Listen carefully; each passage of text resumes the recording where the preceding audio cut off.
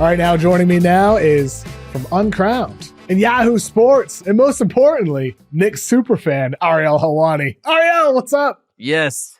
It's great to finally be here, Kevin. I've been waiting very impatiently for my invite. I figure it has something to do with those jerseys behind you, and you don't want my kind on your program. But very, very happy. This is a great honor for me. Big fan, and love that you're over on the dark side, so to speak. That you came over here because the show has been awesome. So thank you very much for having me. Thank you, Ariel. Been great to join you here at Yahoo Sports. You joined a couple weeks or a couple months before me. It's been awesome. I'm the trailblazer. I started. Yes, you are. It's true. You are. It's been great to be your teammate here. I want to talk Knicks with you. I want to talk Knicks because they're one of the most interesting teams in the NBA right now. 31-16, a game back from Boston for the 2 seed. They've won 5 in a row. It's against some hot teams. The Kings, Grizzlies, Nuggets on Wednesday. I mean, the last time the Knicks were in the finals was 99. You were a teenager then. Oh, yeah. You got to be feeling better about the Knicks right now than you have in decades, right?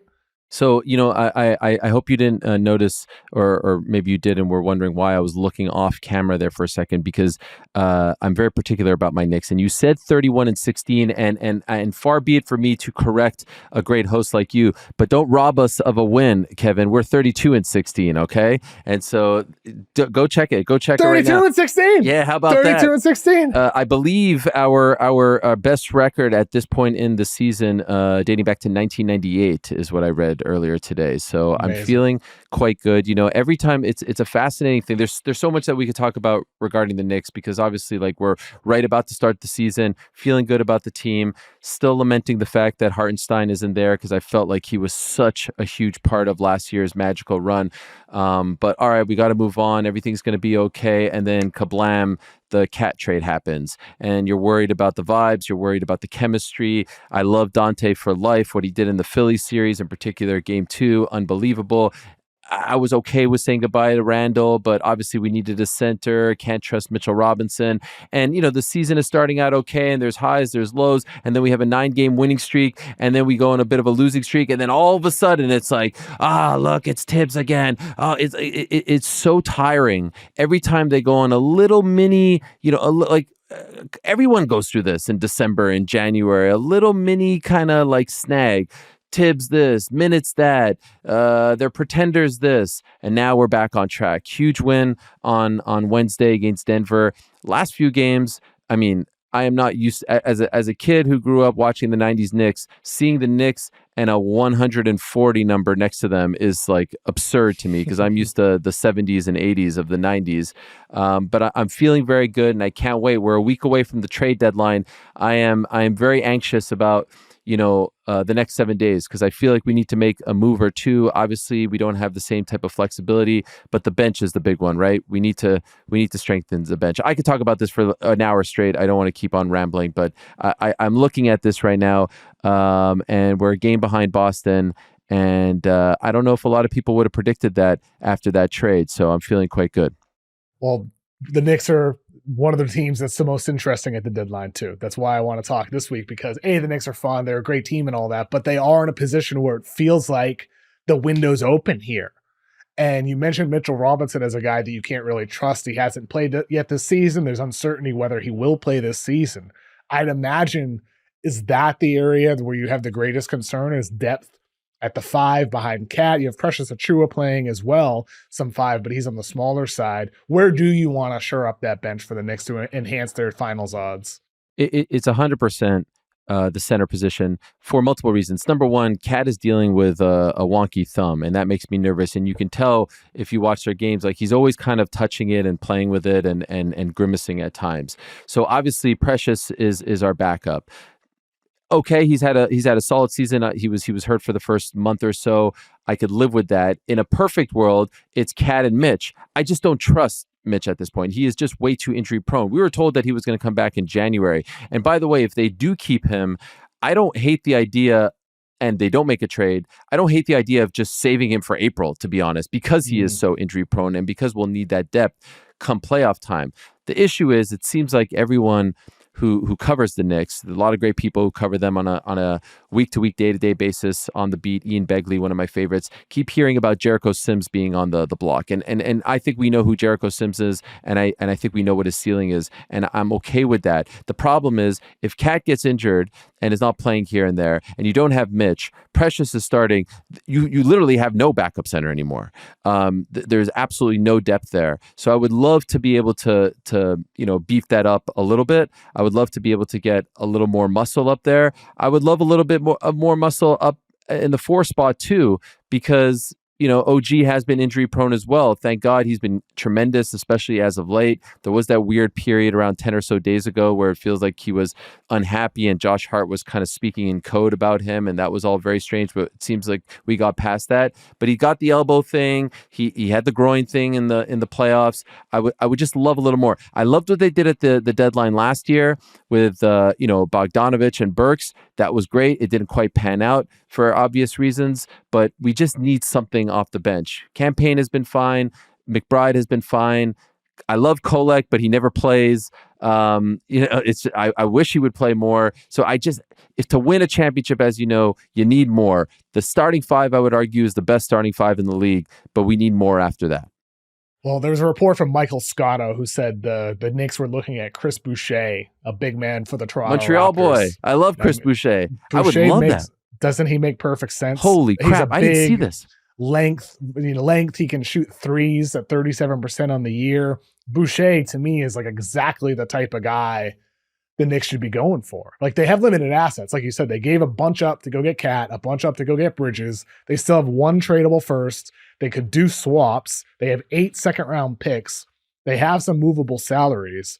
Boucher, with his two-way versatility, that's a perfect Cat backup. You can play him with Cat. Because to me, like, we saw last year with Minnesota, the reason why the Wolves were able to get through the Nuggets was because you had Cat defending Jokic at a high level, Gobert off of Jokic, helping off ball, protecting the rim. The 2 big option is something that the Knicks are missing right now. We don't really see Cat and Achua on the floor together, and even then Precious is more.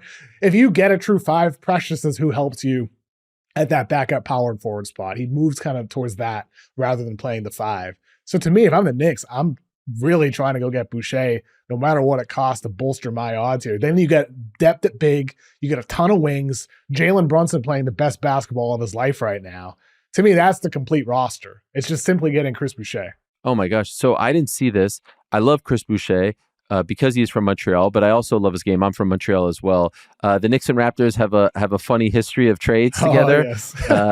I would say we won the last one, even though everyone was telling me at the time that we weren't going to win the last one. Of course, the OG trade for RJ, quickly Achua. I would love that. So I didn't see this. Who are they saying we'd give up for Boucher? No names were reported in it, okay. But Boucher makes about $10 million. So in this case, you would have to give up either Mitchell Robinson, who makes 14.4. That'd be the easy way to do it. You could also give up Achua plus Miles McBride, some type of combination like that. There's different combinations here that could work out. But the cleanest one is Mitchell Robinson. Yeah, and Mitch has been great, and he's a tremendous defensive player, not so much an offensive player. I mean, he doesn't really add much other than the stuff around the rim.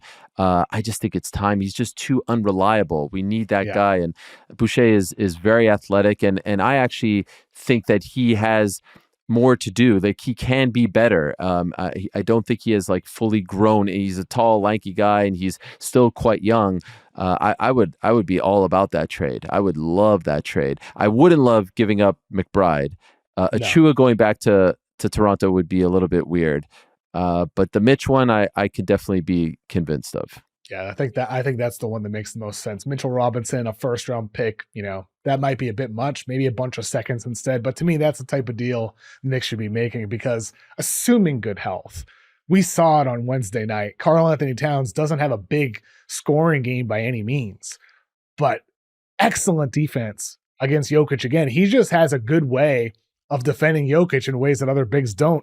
17 points on 15 shots for Jokic on Wednesday. Knicks win that game 122-112. Earlier in the season, Knicks beat the Nuggets 145-118.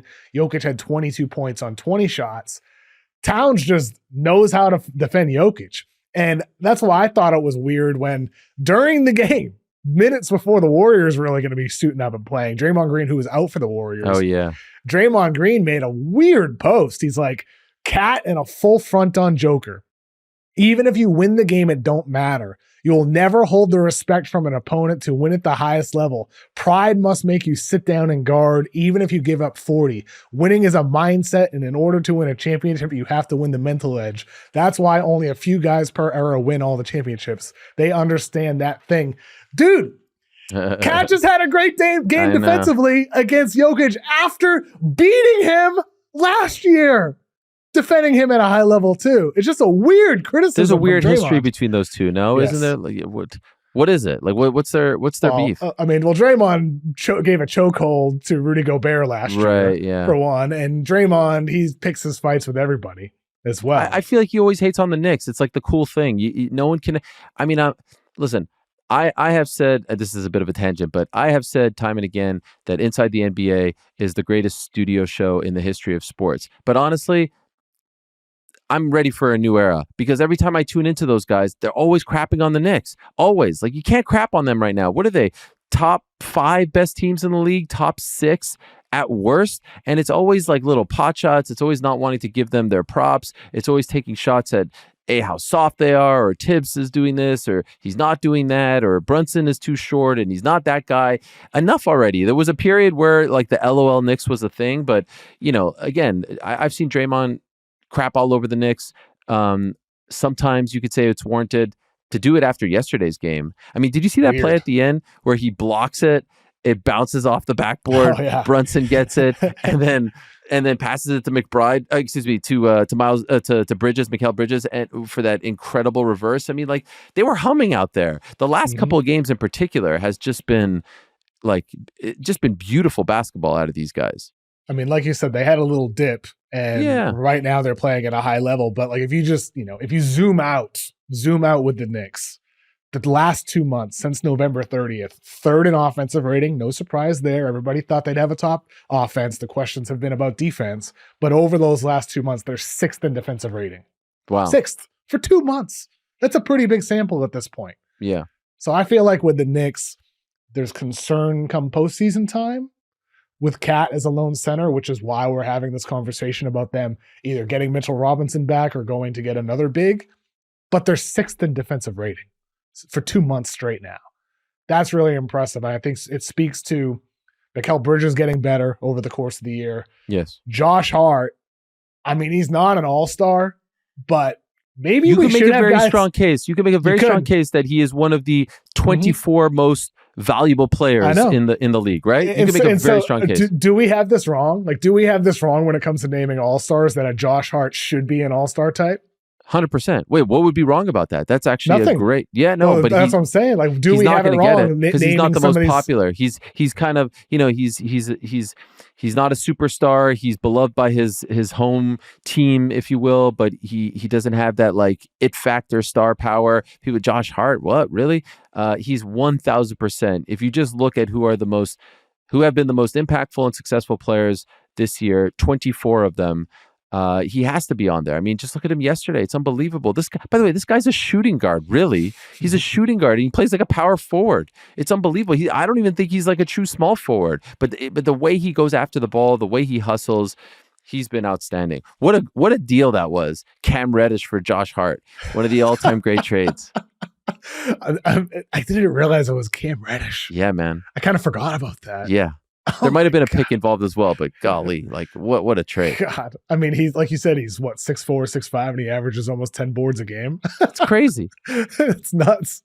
He does everything. He'll screen, he passes the ball, he's selfless, defends at a high level, sets a tone. He doesn't just defend. Yeah. Like you said, the dives on the floor, the hustle, it sets a tone for your team. It's part of what defines the character of this Knicks team. And that's why, I mean, I get the concern with Cat at the 5, but their defense has been great for 2 months. They have a ton of wings to throw at the Celtics, to throw at Tatum, throw at Brown. Guys like Hart can defend smaller. If it's against the Cavs, Mitchell, Garland, he can defend a Mobley if necessary on a switch. Mm-hmm. The Knicks have ultimate versatility at the wing spot, and it's largely, OG, Bridges, Hart, that trio. Right now, how far do they go? What do you think? What do you feel? If the team stays the same, they don't make a deal. Can they beat the Celtics? I think so. Really? I mean, my concern level with Boston is increasing a little bit. Why? I mean, the shooting consistency is number one. I know everybody's talking about, Jaylen Brown with Boston. It's, he's taken a step back. That's true. The concern has been about the way the ball is moving on offense. That's true to an extent. It feels like they've moved away from what worked last season. But number one to me is they're an average three-point shooting team, percentage-wise. They were elite efficiency last year from three, which is the bedrock of their offensive style. They take more threes than anybody, but if they're a 15th to 20th in three-point percentage, suddenly that style of play is not significantly as the difference maker as it was in the past. So with Boston, I worry that it's tired legs. They played until June. 3 of their guys were on the Olympics last year, not getting a true regular offseason. 2 of those guys, Derek White and Drew Holiday, are really struggling to shoot from 3 as of late. Holiday has all season long. So I think with those guys collectively, I just don't know if I'm trusting the firepower of that team as much, on top of some of those other concerns. Jaylen Brown regressing, Kristaps Porzingis being up and down, his health, and just the overall way the ball is moving. So the window's open. Boston could fix it, but I don't think they're unbeatable by any means. And the Knicks have the weapons to make it a really deep, tough series. So I think the Knicks have a shot, man. I do. Wow. I think they're right up there with the Cavs and the Celtics. I really do feel that way.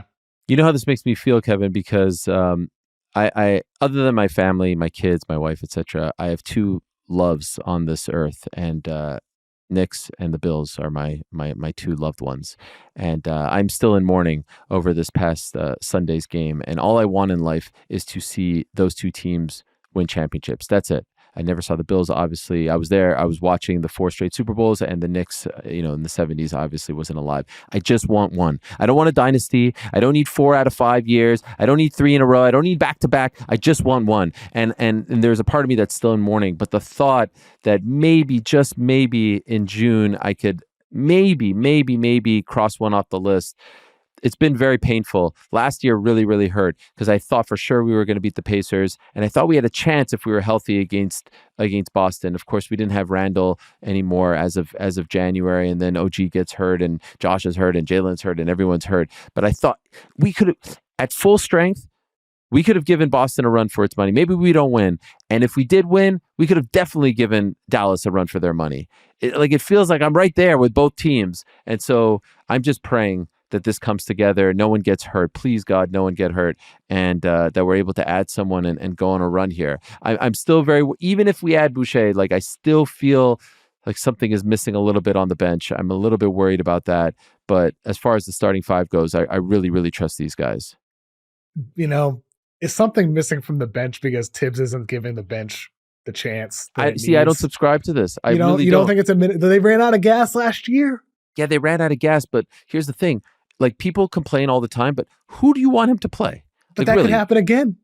But why can't Deuce play more? Why can't they give Tyler Kolek, a rookie, a chance to see if he can figure something out and be a contributor as a young guy? Why can't Tibbs play those guys more? It's not an incredibly impressive collection of players. We have to be honest. You compare. I went to the OKC game at MSG, and it was so depressing. And I thought, oh my God, we are. I mean, this is an embarrassment. We were in that game for 6 minutes, and to see the balance that they had. By the way, missing 2 of their best players, to see the guys who were coming off the bench. I mean, who the hell is Isaiah Joe? I still have nightmares about Isaiah Joe. Who is this guy? He's hitting 6 threes in the first half at Madison Square Garden. Who is this guy? Killing us. And I actually have a soft spot for OKC, if only because they have SGA and Lou Dort. Montrealer, Canadian. I like those guys. I want them to be successful, but not against us. And I do also have a thing against teams that have moved, because I'm an Expos fan as well, and so I feel for the Seattle fans. Nevertheless, it just to me it exemplified that we don't have that type of depth. We don't have that type of balance. And so, yes, I understand. I see the stats. I see the minutes. I see the complaints. But really, you have Jalen Brunson killing it. How much time you giving campaign? Deuce McBride has been a little bit, he's been a little bit wishy-washy this year, and also hurt at times for several games. So I don't know. I love Tibbs, and not to bring this back to the Bills, but it's the same thing with Sean McDermott. It's like, do you remember what it was like before these guys got here? Do you remember the Derek Fisher, David Fizdale, Jeff Hornacek era? Like, look what Tibbs has done for us. So I'm going to back that guy until the end. The minutes could come back and bite you, though. They could. I mean, like, it's kind of funny talking to people around the NBA when Tibbs was on his, hiatus away from coaching, and he was doing a tour, going to all these different staffs and learning and taking notes. And then he goes back to the exact same. And it's the same thing. Yeah. What was all that for? He's just still number 1 and number 3 in minutes. Mikal Bridges and Josh Hart. Like, they have 5 guys all 5 of their starters are in the top 30. 3 of them are in the top 7 in minutes per game this year. I do have concerns there, man. Like, I know you're right. Like, why would you not play those guys as much? But because it's the regular season. I know. And he's given playoff minutes to some of these guys. So that's where my concern is with the Knicks, because I think they actually might have some more talent that's worth investing in off the bench than Tibbs is willing to give them. Yeah. At the same time, though, I get it. I understand. Jalen Brunson's having an unbelievable season. He's been tremendous this season. Right now, he's averaging over 25 points, over 7 assists with a true shooting percentage over 60. That's even better than last year. And I looked this up earlier today. In NBA history, there's been only 8 players to average those numbers, over 25 points, over 7 assists, over 60 true shooting. Larry Bird, Michael Jordan, LeBron James, James Harden, Nikola Jokic, Damian Lillard, Trae Young, and Luka Doncic. Wow. Jalen Brunson has a chance to be the 9th. Pretty amazing company there for him. No, he's been unbelievable. What a leader. He's so tough. I wish he wouldn't fall as much as he does. He does fall a lot. That's one of my big complaints about the Knicks. They fall a lot. Also, and Clyde talks about this all the time. They do complain a lot, but he has been amazing. And he's so damn clutch down the stretch. Rarely makes mistakes. There was that one Philly game a couple of weeks ago on the road where there was a really rare turnover very late in the game, but he's been amazing, and I trust him. And it's for all these years, our weakest position was point guard, right? We had the Rod Strickland era, we had the Mark Jackson era. I grew up in the Charlie Ward, Chris Childs era. And then it was just a hodgepodge. I mean, we had the Elfrid Payton era. We had the Ray Felton era. There was a lot of lean years, and so to have a leader like that as the point guard, lean years for Ray Felton.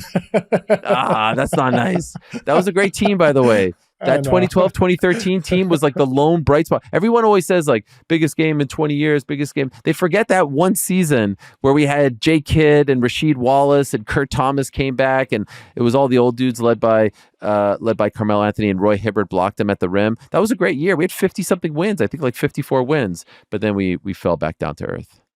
I mentioned Trae Young as one of those guys who hit that threshold. So I have a couple MMA NBA crossover questions for you here. How would Trae Young stack up as a heel character in your world? Oh, he's a fantastic heel character. He's more pro wrestling heel, and actually he's made a cameo or two in the world of pro wrestling. He's great. I mean, I was actually at the game where he did the dice thing in the middle, and I wanted to freaking run onto the court and clothesline him.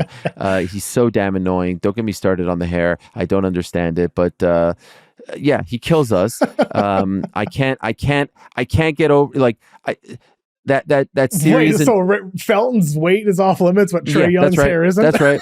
That's right. First of all, Felton is a retired guy. He put in his time. Come on. Trae Young's hair is an abomination. What is going on with that thing? Is there not a loved one that tells him like, yo, man, this is a problem. This is a problem. You're a good-looking guy. What is going on? Should he just go with a 1, kind of like you're rocking, just something nice, clean that up, grow the beard out? Yes, right? Yes. That sounds like a great idea. If I do say so myself. And by the way, can I just say as an aside, I was watching them yesterday and they were wearing like white and blue jerseys. I hate this new thing where teams are going so far away from their color schemes. It's a very soccer thing where you're getting these. I'm like, who is this team right now? And they were wearing these like, I thought it was like 19 it was like 1997 Cavs with Mark Price, and they had that like I remember those splash of paint. Yeah. That's what the jersey looked like. Yeah. It was not even remotely close to Hawks colors. Anyway, that's a tangent. No, it's true. You're right. You're 100% right. And this matters for casual fans who turn on a game. Like if you turn on an NFL game, you see the jerseys, you see the field, you know right away who's playing. But then sometimes you tune into a Bucks game and they're wearing blue. Huh? It's annoying me. What? When did this happen? Also, it used to be like Knicks wore white at home, they wore blue on the road, and that was it. And then in the late 90s, we started to get into like the third alternate. Remember the Bulls had the black jersey and everyone had the Rodman and everything? Okay, fine, I could deal with the third. Now every team has like 6, 7 jerseys, and what drives me nuts is when a home team is wearing away colors. Like last night, the Knicks were wearing some sort of like navy blue that I don't like at home. The Knicks have to wear white at home. And there's certain teams, Knicks, Celtics, Lakers, I would put Bulls in there, like they cannot change anything. You keep that white and green. That's it. But this whole thing of getting 6, 7 jerseys and not like staying with your color scheme is very, very annoying. The Mavs have like a weird array of colors. This white one that they do, and I don't know, and all the busy. And don't get me started on the. But I have no other outlet to have these hot takes. I can't talk about this on my show, so you're getting subjected to all the freaking NBA Cup. You certainly have to agree with these courts. What's going on with these courts in the NBA Cup? So I'll tell you what, with the courts, I liked them last year. I didn't like them this year. For some reason, my mind, it just shifted in my head. Something shifted, and I think it's because of the jerseys. It's because of the jerseys where it's just too much. The courts and the jerseys are too much together. To me, it's like one or the other. What are they doing? But I don't want the jerseys because the jerseys need to be white at home, color on the road. Yes. And it needs to be the traditional jerseys. If I'm tuning into a Celtics-Lakers game, I don't want to see the Celtics wearing some alternate with like lime green lettering. I don't want to see that. I hate it. And so the courts become cheesy. The court that I do like is the final court. Final court's in Vegas. Cool. Yes. That court's great. To me, stick a bit more to that. You can have an alternate court, but make it feel a little bit more traditional without the color. It just pops. It's too much. Too much. Too like extreme. The Sixers one had this bright blue. I was like, the Bulls had blood red. Oh yeah. What is this? I would love the NBA. I feel like aesthetically usually makes the right calls, but with these jerseys and these courts. And I get it. You're trying to distinguish. You're trying to distinguish it from the regular season games. I get it, but put a logo there, the trophy. I still maintain. By the way, I know that Adam Silver is a big soccer fan, and he likes to. He's trying to make the FA Cup version for the NBA. Don't you look? I've always said, bring in some G League teams, bring in some Euro teams. Let's really open this up. Wouldn't that make the NBA Cup so much more fun? Do you think they'll ever do that? Or is it always going to be just like the Hornets and the Magic on a random November night? I do think that's Adam Silver's long-term goal. Oh, really? To have, when they expand to 32 teams, I don't know if this would happen immediately, but to me, the way to do it is just have a single elimination with all 32 teams. Okay. Like, why not just go all the way But can we get some Euro teams in there? Maybe. Can we get some G League teams? Like, wouldn't you love to see the Westchester Knicks go on a run and beat the Hornets and then go down the wire against the Bucks? Like, wouldn't that be great? Led by Tyler Kolek, right? Tyler Kolek, TJ Warren, Jericho Sims, if he's still on the team, freaking Jacob Toppin. Let's go. I would love it. I think they should go with something like that. I think it'd be fun. That's what the FA Cup is all about. The FA Cup, you have a third division team playing against Man United, and for one night they have a chance to dream big. That's the whole magic of it all. Well, the NBA does want to kind of, I'm not sure exactly what their plan is, but they want to have some type of footprint in Europe. They want to have something there. And so I think long term, that's Adam Silver's vision. Okay. It's just now they're taking baby steps to get there, where it starts with, the group play and 8 teams and 4 to go to Vegas and all that. I think they're just taking baby steps towards that. But to me, when they expand to 32, or even before they get to 32 teams, add the G League team, or have like a G League 2 G League All-Star rosters, something like that. Anything. And have them to get to 32, do single elimination. I think that would be fun. A couple of weeks ago at UFC 311, Islam Makhachev defended the belt. And afterwards, it seemed like there was a really strong consensus that he's the pound for pound number 1 in the world. So who's Ariel Helwani's pound for pound number 1 in the NBA right now? Ooh, right now. Okay, I thought you were going Yeah. to say all time. That's obviously Patrick Ewing. Right now, MVP Jalen Brunson. Are you kidding me? He's having an MVP year. It's Jalen or SGA. I got love for SGA. I would like to see him win MVP. I think he deserves it. I was so impressed watching him play. Like he was just watching him play in person. I was lucky enough to see him in Paris because I was covering the Olympics. I saw them against Greece and then the awful game against France, which was just a total disaster. But he's just like he's so smooth out there and it's so effortless for him. But if I have to pick one, of course it's Jalen. I think Jalen Brunson's a good pick. Yeah, thank you. SGA would be the other one. He's what 6'4", 6'5". Brunson's 6 feet ish. Something like that.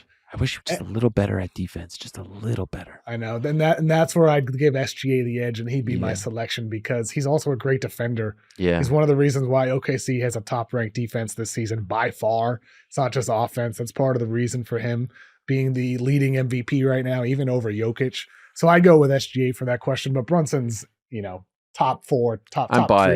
I'm biased. Yeah, and it's a good choice. He's 6 feet and he dominates on offense. It's a really good one. What real NBA beef do you wish could get settled in the octagon?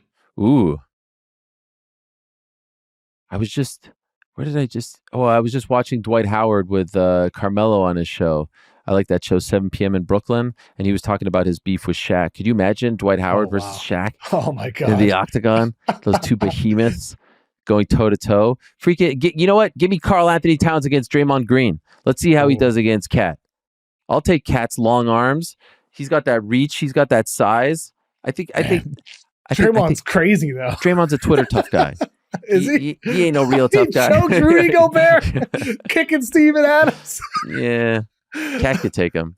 Cat's from the Dominican Republic, the mean streets. He could take him.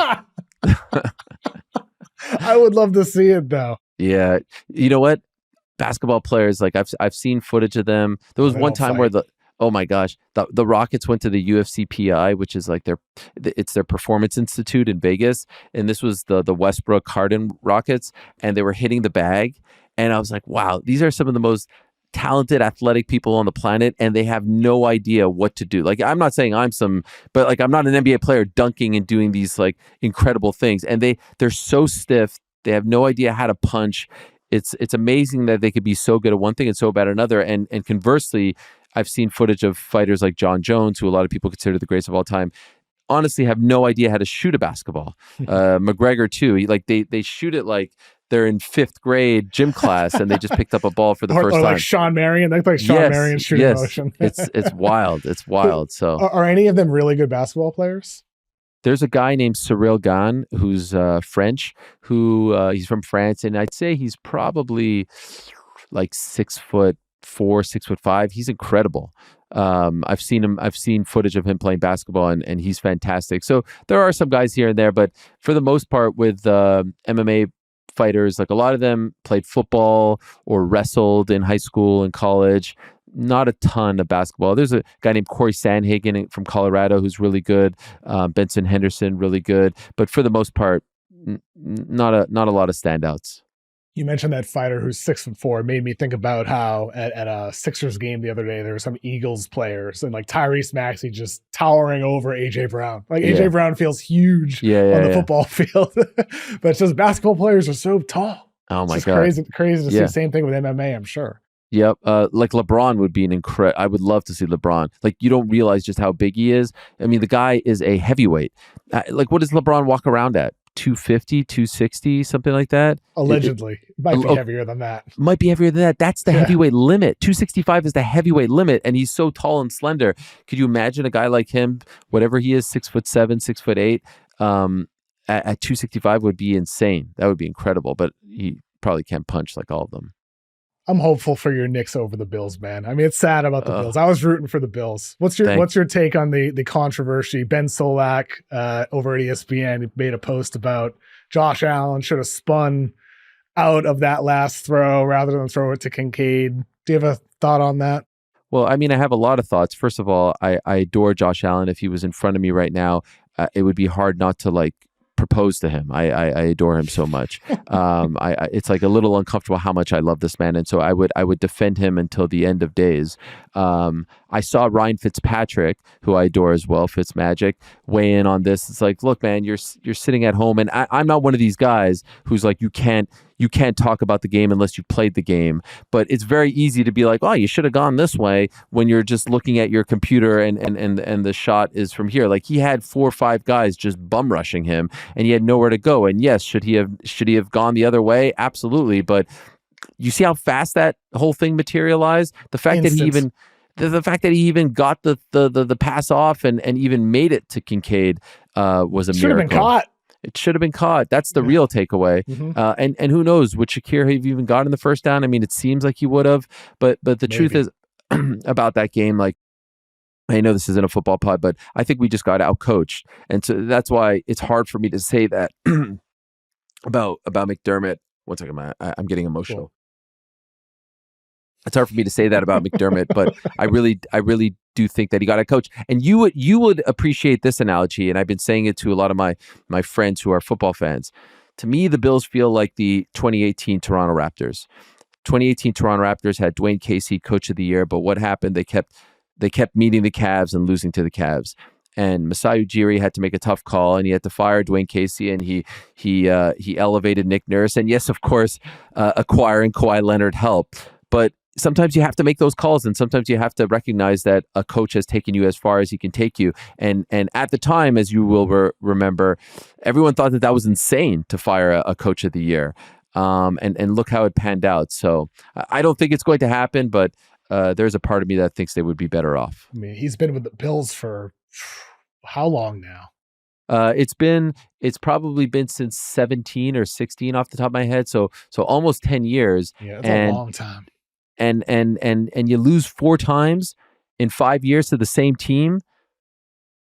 And oh, by the way, you're the defensive coordinator, and we tend to lose like in big moments on defense. 13 seconds. What happened on Sunday as well. So it's tough. And the Casey one is probably the best example of it's tough, but you got to make that call. I mean, I think, in that last play with Allen, to me, the big mistake happened pre-snap. Not recognizing, whether that's coaching or Josh Allen, not recognizing the possibility of a blitz and having the idea of what your backup plan was instead of improvising. And he improvised and made an amazing throw, gave his team an opportunity. But knowing that blitz is coming, I think is what does separate the Mahomes, the Brady types from Josh Allen, without taking anything away from him. Made an amazing play, had an amazing season. But I think coaching is where that comes from as well, with game prep and some of the decisions that happen and the things that are being said within games. And obviously don't know everything that's said on sidelines. Sure. But I think you could be onto something there with McDermott. It's hard to stomach when you've never seen, like, you guys, Ryan Spoon, Sam Farber, these guys are sending me texts and they're like, oh, I feel so bad. I'm like, you don't feel bad. You have 6 championships, whatever you have. You're spoiled at this point. I just want 1. All right. I just want 1. I count the Bucks one. I got 7. Oh my God. You count the Bucks one? You can't count the Bucks. No way. No way. That's not fair. You can't do that. That's unbelievable. That pissed me off so much because I hate the Patriots, obviously, because it tormented us for 20 years. And seeing all these Patriots fans celebrate, no, like, you guys have, you could count the Bucks one if you never won. If Josh Allen, God forbid, signed with the Eagles and won a championship for them, there would be a part of me, honestly, perfect example, Kristaps Porzingis. I hate the Celtics, but I loved Kristaps. And I always said to people, this guy's a winner. He is going to win a championship. I just hope it's with us. It wasn't with us. And it took him a couple of stops to get to the championship. But I was genuinely happy for him. I know a lot of Knicks fans wouldn't want to hear this when he won in June. And so the same thing, I think Josh is going to win a championship. I just hope it's with us. If he wins it with someone else, I would be happy for him. You guys can't be happy for Brady winning with the Bucks because he won for you guys. He left. He was upset. He was disrespected. You don't get to celebrate that one. You can't own that one. I guess I broke the rules. Yeah. It felt great to celebrate that one. Ariel. It really did. I'm sorry. Well, I hope your Knicks have better luck this year. I do. The Knicks are fun. I want to go to MSG now that I'm back on the East Coast. I've been to MSG, I think, twice, and the Knicks sucked. I want to go to MSG. You've only been to MSG twice in your life. I think no, twice for Knicks games. I've been for a David Gilmour concert. He's the guitarist from Pink Floyd. Doesn't count. I saw Wolfpack perform there. I don't know, a couple of concerts. Tame Impala, I saw them in MSG, but only 2 Knicks games. What era is this? It was like within the last 6 or 7 years, and they were bad. They were bad. Yeah, like the Derek Fisher, Jeff Hornacek guys, something Fizdale. Like that. Yeah. And the crowd's still great. Yeah, the crowd's despite the team being bad, it was still a great crowd. You got to go now. It's electric. There's no better place in the world. No better arena, in my opinion. It is a great arena.